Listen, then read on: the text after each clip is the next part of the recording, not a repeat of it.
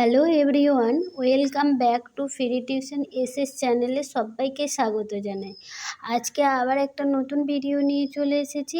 আমাদের পরিবেশ তৃতীয় শ্রেণী, আর পড়বো আজকে গা হাত পায়ের যত্ন।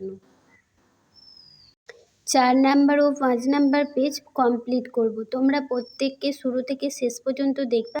চলো শুরু করা যাক। গা হাত পায়ের যত্ন। রবিন বলল, দিদি খেলতে খেলতে আঙুলের নখের নিচেও খুব নোংরা জমে। তাহলে কি বলবে, কোথায় নোংরা জমে? আঙুলের নখের নিচে নোংরা জমে। আমিনা বলল, নখ পরিষ্কার করা সহজ। প্রথমে নেল কাটার দিয়ে নখ কাটবি, তারপর সাবান দিয়ে ধুয়ে নিবি। তাহলে কি করবে বলো? নখটা কীভাবে কাটবে? নেল কাটার দিয়ে, আর সাবান দিয়ে ধুতে হবে। দিদিমণি বলল, ঠিক বলেছো, সাবান লাগবে। তারপর নখগুলো একটু ঘষে নেবে। রিনা বলল, দিদি নেল কাটার কথাটা কি ইংরেজি, তাই না? হ্যাঁ, নেল তো নখ, আর যা দিয়ে কাটা হয় সেটা কাটার। তাহলে কি বলবে? রিজু বলল, ব্লেড দিয়েও নখ কাটা যায়। রিনা বলল, তা যায়, তবে খুব সাবধানে কাটতে হয়, নইলে আঙুল কেটে যেতে পারে। কি বলবে? আমার ঠাকুরদা নড়ুন দিয়ে নখ কাটে। তাহলে কিভাবে নখ কাটে? নড়ুন দিয়ে নখ কাটা যায়, ব্লেড দিয়ে কাটা যায়, আর নীল কাটা দিয়েও নখ কাটা যায়। তারপরে দেখো কি বলেছে। আচ্ছা, কান আর নখ ছাড়া গায়ের আর কোথায় কোথায় নোংরা জমে?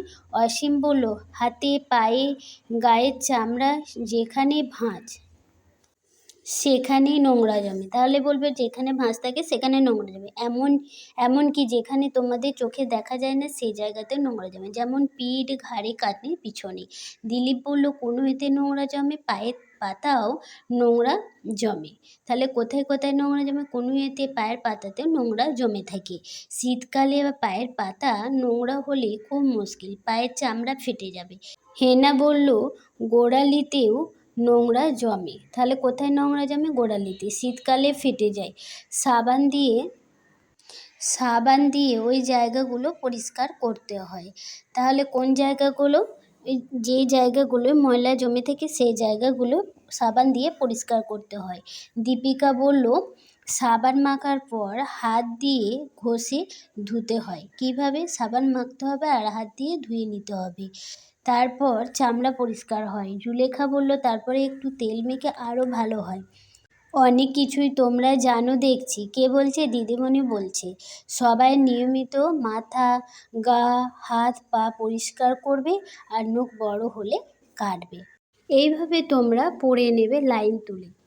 ঠিক আছে, লাইন তুলে প্রশ্নগুলো তোমাদের করিয়ে দিচ্ছি, আর আগেও বলে দিলাম। তারপর দেখো, দলে করি, বলা বলি, তারপর লিখে ফেলি। কি আছে দেখো ছকটাতে? নখ, মাথা, গা, হাত পা পরিষ্কার করতে গিয়ে কি কি সমস্যা হয়েছে দেখেছো বা হতে পারে? নিচে লেখো। শরীরের অংশ কি সমস্যা হয়েছে, কিভাবে তা মিটেছে। নখ কি বলবে? বড় হয়েছে এবং ময়লা জমেছে। তারপর বলবে কিভাবে তা মিটেছে। নীল কাটা দিয়ে কাটা হয়েছে এবং সাবান দিয়ে ধুয়ে নেওয়া হয়েছে। মাথায় ময়লা জমেছে, সাবান বা শ্যাম্পু মাথায় লাগিয়ে কিছুক্ষণ পর ধুয়ে নেওয়া হয়েছে। তারপরে বলবে গায়ের চামড়া, যেখানে ভাঁজ আর সেখানে ময়লা জমেছে, জালি দিয়ে ঘষে পরিষ্কার করা হয়েছে।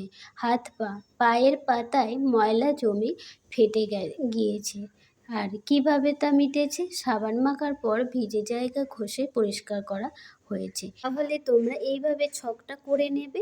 আর দেখো কিছু প্রশ্ন আছে তোমাদের, সেগুলো দেখিয়ে দিই, তোমরা সেগুলো নোটস করে নাও।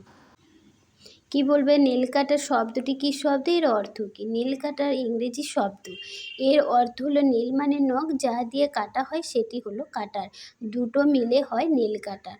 তারপর দেখো, আমাদের দেহে কোথায় কোথায় নোংরা জমে? আমাদের হাতে, পায়ে এবং যেখানে চামড়া ভাঁজ থাকে সেখানে, এমনকি দেহের যেখানে আমাদের চোখ যায় না সেখানে ময়লা জমে। তারপর দেখুন কিভাবে নখ পরিষ্কার হবে, কিভাবে নখের যত্ন নেবে। প্রথমে নেল কাটা দিয়ে নখ কাটতে হবে, তারপর সাবান লাগিয়ে নখগুলো একটু ঘষে নিতে হবে। এরপর জলে ধুয়ে নিলে সহজেই নখ পরিষ্কার হয়ে যাবে। তাহলে এইভাবে করে নেবে। তারপরে শর্ট কোশ্চেন দেখো, কি অঙ্গ দিয়ে আমরা শ্বাস নিই? আগে পড়েছি নাক দিয়ে। কথা বলতে গেলে শরীরে কোন অঙ্গের দরকার? জিভ।